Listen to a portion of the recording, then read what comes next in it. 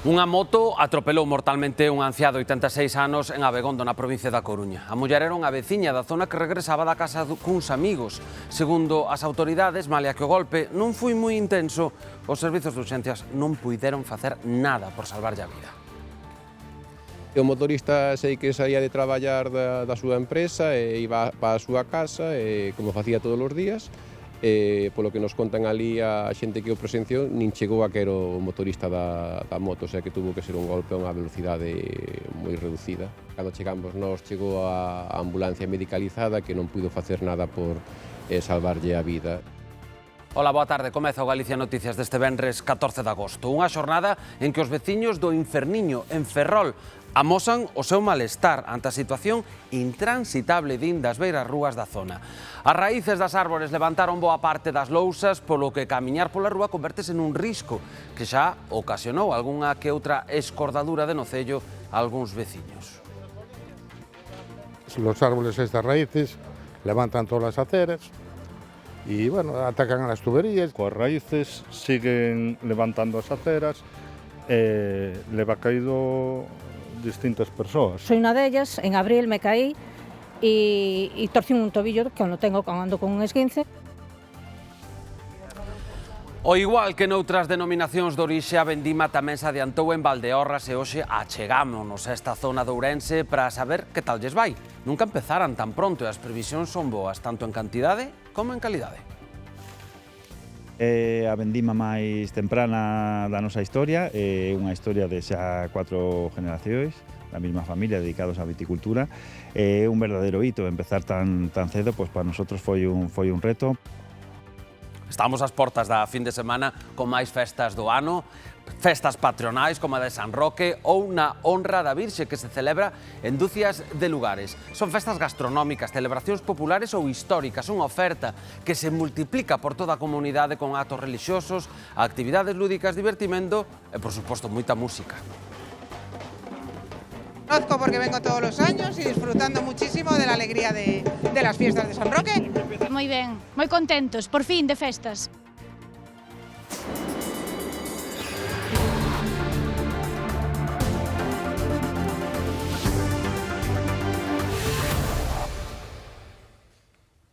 Unha muller de 86 anos morreu esta noitiña no concello coruñés de Abegondo atropelada por unha moto. A muller era unha veciña da zona que regresaba da casa duns amigos. Os servizos de urxencias non puideron facer nada por salvarlle a vida. O accidente ocorreu nesta recta do lugar de Vilar, na parroquia de Crendes. Eran preto das 10 da noite cando un motorista que circulaba pola estrada comarcal AC221 arrolou unha muller de 86 anos que invadiu a calzada. A veciña dali da zona que viña da casa dunhos amigos e, bueno, pois a mala sorte estaba aí pa ela que o motorista non puido esquivala e acabou na traxedia. De inmediato se desplazaron ao lugar os servizos de urxencias médicas, os bombeiros de Betanzos e a Garda Civil de Tráfico que levantou atestado do accidente. Cando chegamos a persoa xa estaba ali no chan, había 3 persoas ao lado dela intentando reanimar e foi imposible. E xa che digo, ao momento xa chegou a medicalizada que xa se puxeron a intentar recuperala e non puido salir. Segundo os datos da Garda Civil, o motorista circulaba correctamente e deu negativo nas probas de alcohol e drogas. Un mal golpe puido estar detrás da traxedia. O motorista sei que saía de traballar da súa empresa e iba para a súa casa, como facía todos os días. Polo que nos contan ali a xente que o presenciou, nin chegou a que era o motorista da moto, o sea que tuvo que ser un golpe a unha velocidade moi reducida. Os veciños do lugar de Vilar están conmocionados pola traxedia. A familia da vítima é moi coñecida por ser propietarios dun local hostaleiro na zona. Dende a Garda Civil piden prudencia á hora de camiñar polas estradas e utilizar en todo caso as correspondentes prendas reflectantes. A hora de cruzar, facelo polas zonas sinalizadas. Neste caso, a vítima non levaba o chaleco reflectante. A Garda Civil tamén investiga un veciño de Ferrol por conducir supostamente baixo os efectos das drogas e sen carné. Detectárono en Outeiro de Rei, na provincia de Lugo. Durante un dispositivo conxunto de verificación desenvolvido por unidades de seguridade cidadá e do subsector de tráfico de Lugo, os axentes deronlle o alto ao vehículo tras observar que o home circulaba sen facer uso do cinto de seguridade. Tóxica. as que se detectan. Veciños de Teis demandan máis limpeza na zona do Parque da Riouxa. Denuncian que a maleza invade algunhas beirarrúas impedindo o paso dos peóns e poñendo en risco, din, a súa seguridade. Tamén din que é necesario un mantemento máis continuado para evitar outros prexuizos que tamén sofren. Falan da acumulación de lixo incontrolado na zona ou da proliferación de ratas. Así teñen que sortear a maleza os usuarios desta rúa de Teis. Os peóns non poden empregar a beirarrúa e os que o fan teñen que invadir a calzada poñendo en risco a súa seguridade. Sí, lo cortan de vez en cuando, pero muy de vez en cuando. Y las cañas esas, después de cortarlas, a la semana, 2 semanas, ya vuelven a estar crecidas de nuevo.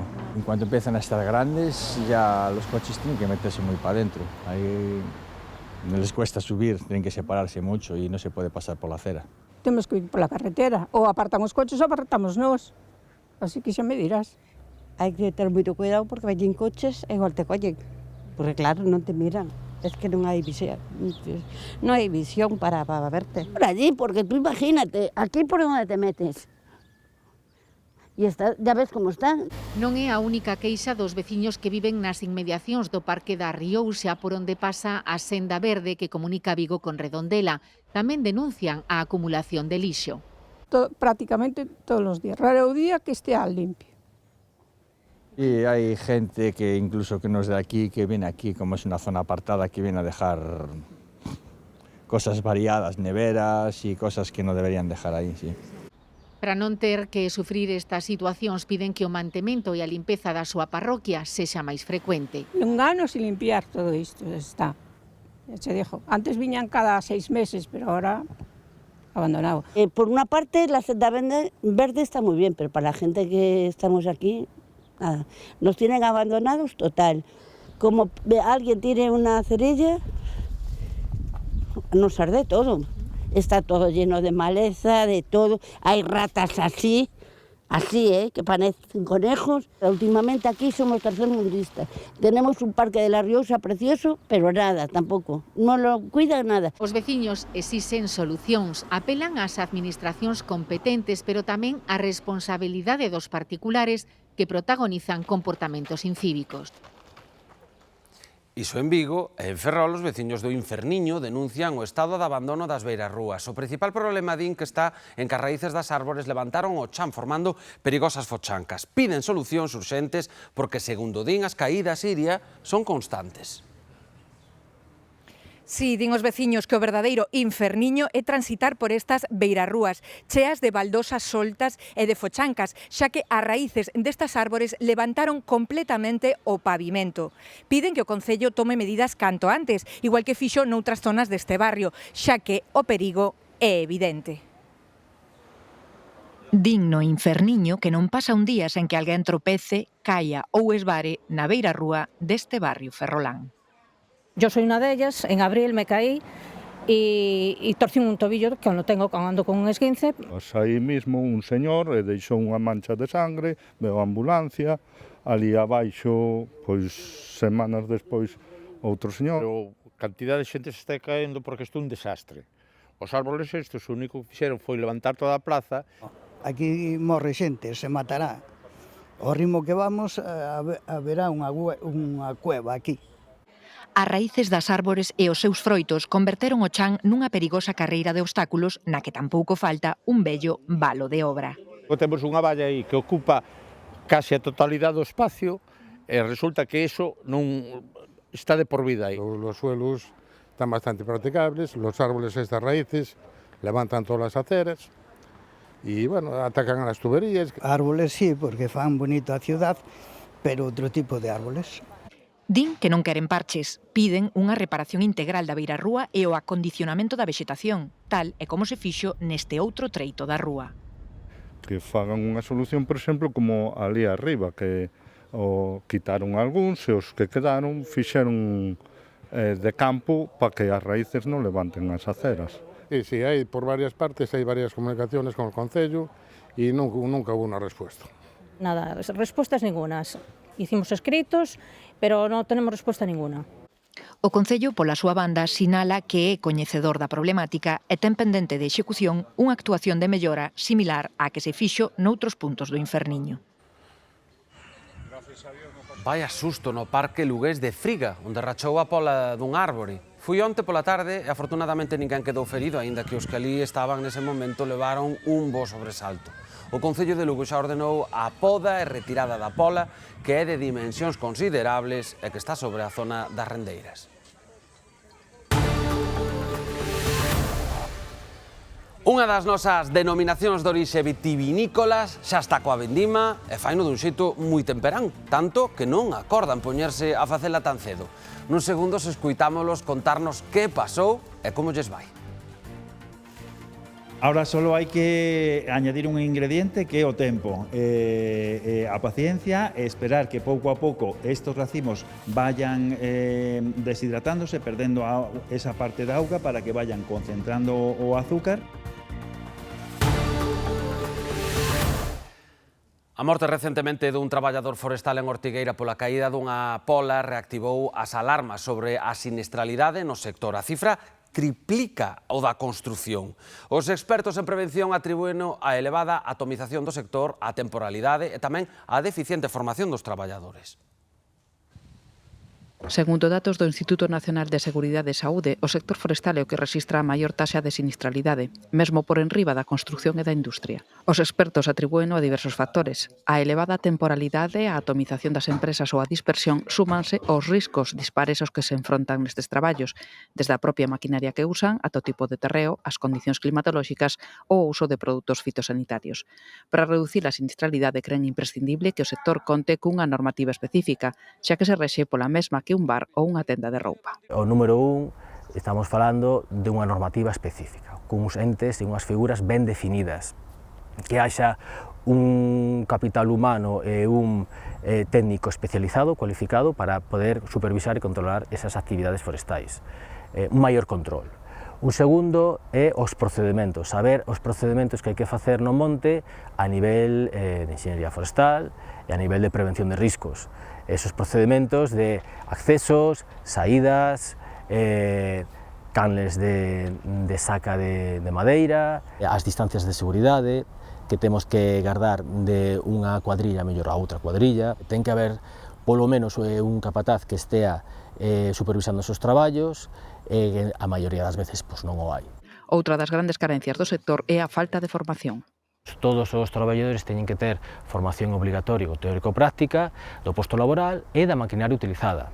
O que estamos vendo a día de hoxe no sector é que a gran maioría dos traballadores que veñen de fora veñen sen experiencia e veñen sen formación, polo que é moi importante facer estas formacións. Os expertos abogan por que se aproveite o capital humano das facultades de enxeñería forestal tanto para controlar os procedementos no monte como na formación. En Galicia temos dous campus, escolas politécnicas, que é Lugo e Pontevedra, no que se pode extraer persoal técnico cualificado para facer estes traballos. As características da actividade forestal fan tamén difícil o traballo de inspección pola dispersión, a dificultade dos accesos e a gran mobilidade.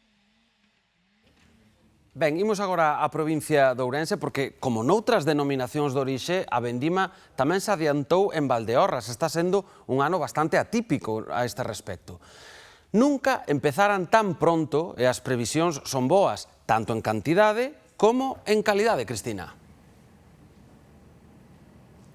Estamos nun viñedo da adega Valdesil que foi das primeiriñas en empezar. Estamos en Córgomo, en Vilamartín de Valdeorras, e o que están collendo aquí é da variedade Godello. Unha parte vai ir destinada á produción de viño tostado. Falamos co adegueiro e o que nos di que son a cuarta xeración que se dedica á produción de viño e que é o ano que máis pronto empezaron en nesas 4 xeracións. A calidade e a cantidade son magníficas, calculan coller aquí na denominación de orixe de Valdeorras ao redor de 8,5 millóns de kilos de uva se nada se torce. Desde primeira hora da mañá comezan os traballos nos viñedos de Córgomo en Vilamartín, aproveitando as horas máis frescas do día. Nunca antes empezara a vendima en Valdeorras na segunda semana de agosto. É a vendima máis temprana da nosa historia, é unha historia de xa 4 generacións da mesma familia dedicados á viticultura. É un verdadeiro hito empezar tan cedo, pois para nosotros foi un reto. Veu moito calor nestes últimas semanas. Bueno, adiantouse o ciclo, ano. As chuvias viñeron cando debían, abundantes na primavera, e o verán non ten sido tan duro como poida parecer, o que garante a calidade da uva. As noites non foron tan calurosas, manteu unha temperatura constante 22-23 grados e iso axuda moito a madurar a uva. E claro, chegamos a estas fechas que xa está preparada para recoller. É un ano en todos os sentidos extraordinario. Está moi sana a uva, hai cantidad, vai facer bo tempo para a vindima. Agardan superar a colleita do ano pasado e chegar aos 8,5 millóns de kilos. Pues vamos cortando y separando la uva que vale y la que no también, porque hay uvas que están secas o que están podridas y eso a la bodega no le sirve. Entonces nosotros vamos, aparte de cortando, también seleccionando para que vaya el producto con más calidad. Hay que hacer de todo, de mucho, ¿sabes? Estar pendiente de los cargadores, de los vendimiadores. Parte desta uva, a escollida, vaise destinar á produción de viño tostado, unha tradición que están recuperando nesta adega e que require un secado da uva e cuidados especiais. Ahora solo hai que añadir un ingrediente que é o tempo, a paciencia e esperar que pouco a pouco estos racimos vayan deshidratándose, perdendo esa parte da auga para que vayan concentrando o azúcar. Cada día hai que entrar, ir quitando os vagos que podan ir contaminándose para que non contaminen os restos e despois de semana en semana ir facendo analíticas para controlar os parámetros e escoller o momento óptimo para facer o prensado. Este outono sacarán a primeira edición de tostado da vendima do ano pasado. E haberá a quen lle custe crelo, pero neste tempo de verán non todo o mundo busca sol, praia e calor. Hai quen prefire fuxir das temperaturas tórridas e por iso que as axencias e portais de viaxes buscan propoñer xa outro tipo de ofertas que combinen o lecer, a natureza e as temperaturas suaves. Un deses portais sinala o concello lugués da Fonsagrada como lugar de España máis fresco para pasar as vacacións do estío. Mediodía na Fonsagrada é 18 graus. Quedarían algúns por poder desfrutar destas temperaturas. Cierto. En verano se está de maravilla aquí. Sales de la calor, yo que vivo en Barcelona, salgo de la calor de Barcelona y es una semanita, 2 semanitas que estás bien fresquita. Case 1000 metros sobre o nivel do mar no occidente da Cordillera Cantábrica e lindando xa con Asturias, a Fonsagrada desfruta de temperaturas suaves durante o verán. Aquí hai que andar ca chaqueta, é máis fresquiño, estase ben, estase agradable. Más bien máis fresco que calor. Non hai esas temperaturas tan altas como noutros sitios. ¿Y por las noites podes dormir? Sí, dormir perfecto. La chaquetita sí que nos hemos traído para por la mañana, cuando refresca, sobre todo mañana y noche, pero es verdad que después el día se despeja y se está muy agradable en la zona. De maravilla, se está súper bien, muy fresquito y lo que digo, se descansa bien, en pleno verano con la sudadera. De feito, unha plataforma de viaxes chamada Omio sitúa a Fonsagrada coa temperatura máis fresca de España, unha media de 15 graus e medio dende xuño a setembro. Tal como se están a presentar os veráns é unha opción a considerar para moitos. Así as cousas, engádese un atractivo máis á riqueza paisaxística deste concello. Sobre todo por estas horas de la mañana, que es cuando sales a hacer senderismo, te ayuda un montón para que no te dé toda esa calor después por la mediodía y es súper beneficioso. O clima é ideal e son sitios que merece a pena descubrir, sobre todo para facer rutas, porque está virxe, é o que hai, é o que se ofrece. Aquí non chegou a masificación, non chegaron os turoperadores facendo cousas raras, nin chegou nada de fora que contaminara as xentes, sobre todo. Son como eran sempre, acolledoras e que abren a porta aínda que non te coñezan. Por bo comer, por boa paisaxe e por bo clima que vai mellorando, a Fonsagrada é un paraíso. Pois a tomar nota.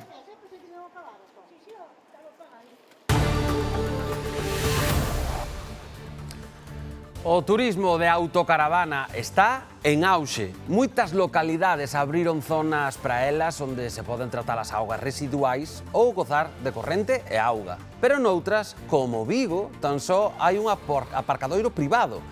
A situación implica que moitas caravanas aparcan onde cadra, agás na primeira liña de praia, porque iso sí, está prohibido. Algo que non entenden moitos vigueses nin tampouco os turistas. De seguido, lle lo contamos aquí, no Galicia Noticias.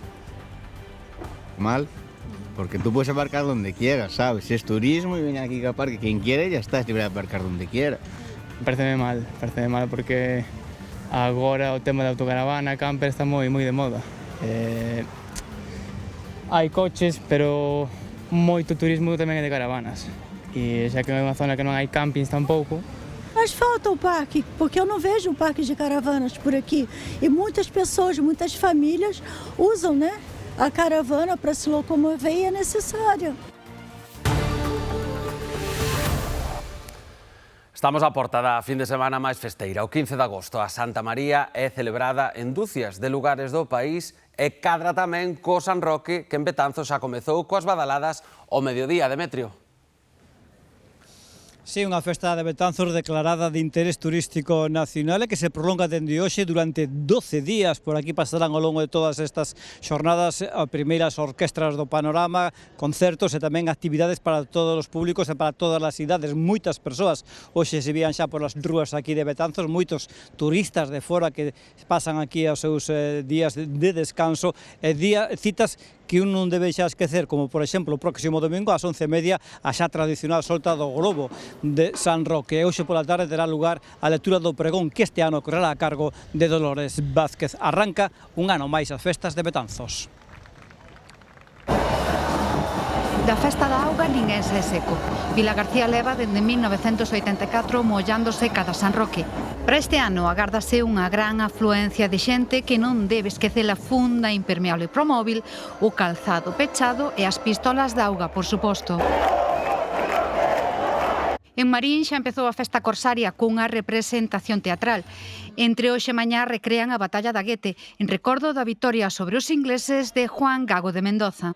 En Laxe, o máis importante da festa sucederá o luns, o simulacro do naufraxio, unha homenaxe da xente do mar á Virxe do Carme. Na contorna do cruceiro do Ío en Cangas terá lugar a danza de San Roque ou dos peregrinos, un baile tradicional que data do século XIV. É ben máis moderno o pobo fantasma de Chaioso, en Maceda. Pero xa van aló máis de 20 anos de terror, organizado pola Asociación de Veciños e coa colaboración de máis de 100 voluntarios. As festas gastronómicas teñen o seu oco estes días, obviamente. En Cabo de Cruz, Boiro exaltarán o mexillón. O ovo fritido protagoniza a celebración desta fin de semana en Cervo. E non pode faltar a festa do xamón da Caniza, que celebra a súa edición número 60. Centos de parroquias festexarán o San Roque, a Nosa Señora ou as dúas. Non é casual logo que sexa tamén a gran fin de semana das orquestras.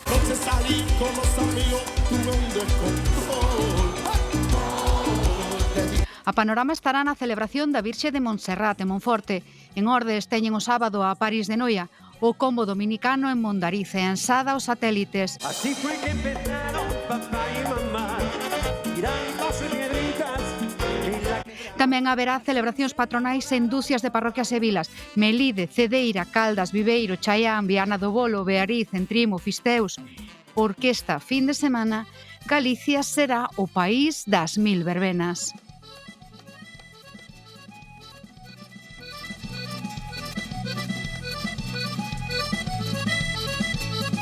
Vigo é unha das cidades de Galicia menos preparadas para acoller autocaravanas. En Samil mesmo están prohibidas. Sí que hai un aparcadoiro privado en Teis con prezos moderados, pero non ten un espazo público como Pontevedra ou como Cangas. Nos últimos anos, o incremento do turismo en caravana foi exponencial. Moitas localidades abriron zonas para elas en que se pode tratar as augas residuais, gozar de corrente eléctrica e de tomas de auga. Vigo non foi o caso. Aquí só un parking privado opera en Teis. Un parking que, por certo, estes días ten prazas baleiras. A situación implica que moitas caravanas aparcan en Vigo onde cadra, no Castro ou no Piñeiral de Samil, porque en primeira liña de praia está prohibido, algo que non entenden moitos vigueses nin turistas. Me parece mal, porque tú puedes aparcar donde quieras, ¿sabes? Es turismo y viene aquí a parque quien quiere y ya está, es libre de aparcar donde quiera. Aquí parece que o xustifica porque senón non caberían os vehículos privados. Bueno, pues porque venga en moto la gente, no venga en coche a la playa y ya está, muy fácil. Y cada uno para donde quiera, que estamos en un país libre. Pareceme mal porque agora o tema de autocaravana, camper está moi de moda. Hai coches, pero moito turismo tamén é de caravanas. E xa que é unha zona que non hai campings tampouco, pois, bueno, sería unha boa moda, non? Ti que farías? Deixarías algunha aquí a aparcar? Ou farías un parking de autocaravanas no outro lado? Intentaría facilitar. Eu son de Lugo. En Lugo hai parking de autocaravanas? Sí, algún hai. Que te parece que aquí non se queira facer unha pública? Por non sei, non podo opinar porque non desconozco. Sí, muy necesario. Sí, concordo.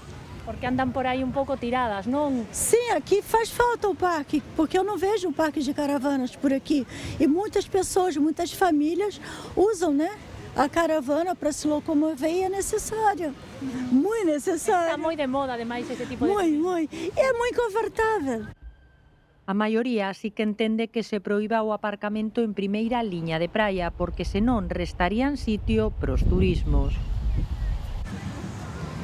Pues nosotros somos de Redondela, que es del ayuntamiento de al lado, y la verdad allí sí que allí sí que tenemos un parking en el centro adaptado. Aquí la verdad no conozco, entonces no te puedo decir, no sé si aquí en Samil seguro que no. Pero... Público non hai, e incluso aquí está prohibido as autocaravanas, que igual é lógico porque senón non habería sitio para os coches. Claro, pues efectivamente, no hai ningún adaptado.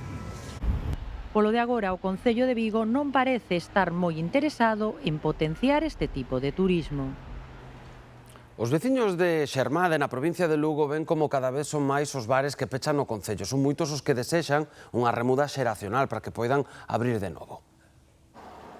No Concello de Xermade, na provincia de Lugo, teñen un problema. Os bares están pechando. Xa son varios os que o fixeron este ano, o último no mes de xullo, e os veciños queren que todos volvan a abrir canto antes. Consideran que é un servizo moi necesario. Pois afétanos que agora estamos un pouco máis curto de medios. Hai un bar máis aló arriba, pero claro, é algo menos céntrico, e si que nos tarda moito que veña outra persona a collelo. O problema é que polo momento ninguén se interesou por abrir de novo os negocios, e todo polos mesmos problemas que levaron ao peche dos anteriores. O pai dun dos donos deixa claro cal foi o principal. Non hai relevo, entonces tampouco hai xente para traballar, entonces non queda outra que cerralo. De momento non apareceu naide que estuvera interesado, entonces... Falta xente para traballar e para completar a remuda xeracional, o que, segundo os veciños, está a valerar Xermade. A falta dun servizo como o do bar afecta tamén aos poucos negocios que aínda quedan, como a farmacia. Claro que afecta porque xa somos 4 gatos e cerra este bar, debía estar subvencionado, a ver se vale, se hai alguén que o abra. Claro que se nota a súa falta. Un pueblo pequeno, tiña lotería, tiña de todo, un bar moi ben montado. Claro que se sinte. Eu mismo, que son aquí o da farmacia, pois hasta me surtía o cambio das monedas. E agora, como tampouco hai banco, pois a ver que facemos, ou nos vamos todos. O que queda atrás que apaga a luz, como decía outro. O certo é que bares como a Pita ou o Boucello eran puntos de encontro destacados para a veciñanza, polo que os donos que agora buscan a remuda xeracional afirman que ben levado daría unha boa ganancia. Polo momento os veciños seguen agardando que volvan a abrir para tomar o café da mañá ou botar a partida. Ata aquí o Galicia Noticias, non se vayan, que xa ven o telexornal. Que pasen boa tarde e volvemos vernos mañá un poquinho antes das 2.